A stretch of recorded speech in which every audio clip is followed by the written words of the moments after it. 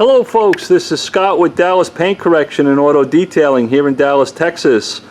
I wanted to bring you in on a project that I'm working on, which is I don't know if it's a 2009 or a 2010 BMW M3. Now, this I believe BMW calls this carbon black. But what it actually is, I'll go into this with you and why BMW sometimes can drive you nuts. First off, BMW has very, very hard clear coat. Very hard to remove scratches and swirl marks. Well, the swirl marks aren't really an issue, or the micro marring that happens from washing. That's coming off pretty quickly. But this car, based on the budget that we have for it, based on our expectations that it's almost 8 years old, we're not really being all that aggressive here. I say that cautiously because I am being somewhat aggressive in certain areas, and I'll go into it with you. This car has been, my customer already washed it before I got here, and if you see this side of the paint from that rear panel there all the way to the front door, I have compounded that already rather aggressively, and that's taken me about an hour to do that. If you actually saw this paint in person, it looks black, but when you start polishing it, when you start compounding it, there is a blue coat, there's a blue hint to the paint. And what we're starting to see, when I first walked up to the car, I said, wow, that's truly a black car. But when I started compounding it and polishing it, or just compounding it, we were getting a blue hint to it, a blue, what is that word? Tinge, hint, tinge, I guess that's what it is. But you can see here, this paint here, kind of on the camera, it's gonna look glossy, but it's very flat with the human eye. It's got a lot of oxidation on this. He bought this car new. And then if we come down here on these panels here, you can see where I've really restored some nice shining gloss to this car. And then up there, it just kind of gets hazy looking. I know the light, the way it's picking it up, it looks like it's glossy, but it's not, trust me. But this area here, I've worked on this car from this rear panel here all the way to the front door. It has taken me 1 hour, and I'll tell you why. I've got to be rather aggressive to try to pull some of those deeper rids out of the paint, but we're not really going after some of the really deep rids here. We just want to restore this paint, turn the clock back on some neglect. Again, he bought it used. The customer who had it before him had the car in North Carolina, and I don't think it's ever really been garaged. It's now going to be garaged, but the paint was heavily oxidized. And what I'm doing is I'm pulling off a lot of the years of oxidation off that clear coat, and then restoring some really nice shining gloss. But as I'm doing this, it looks black, and it is, but it's got a blue tint to it as well. And what I'm doing here is I'm using Boss Correction Cream, or Griot's Boss Fast Correcting Cream, with an orange cutting pad on the Griot's DA with a 5-inch backing plate. And I'm working really, really slow to remove that oxidation, remove some of that, and get some shining gloss to the paint. And that's about where we're going to stop with this thing. I'm going to polish it real quick afterwards. I might use Griot's finishing sealant to lay down a sealant and restore a little bit more shining gloss.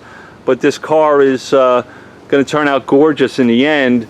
But I want to talk about when you're working with hard clear coat, and this may be difficult to understand, but you know when you have people telling you to put 3 pea-sized drops of compound on your pad.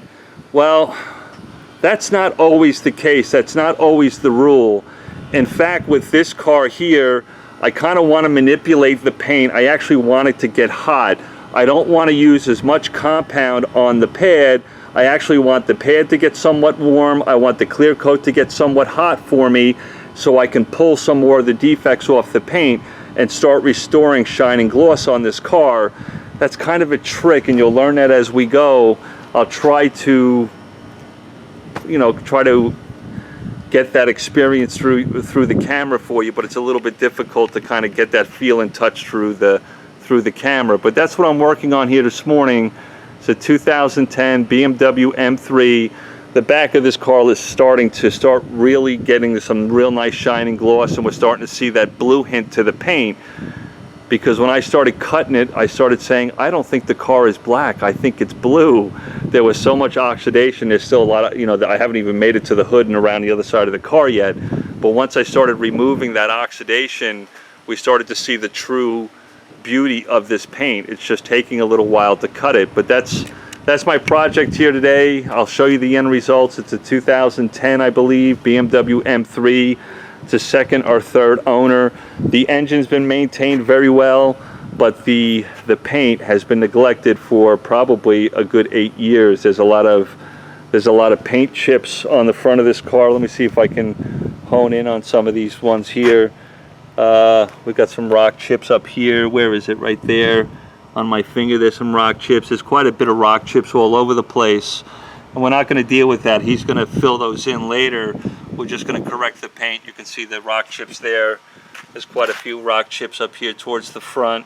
Nothing I can do with that. He's going to fill it with some paint chip repair or whatever in the future. That will be fine.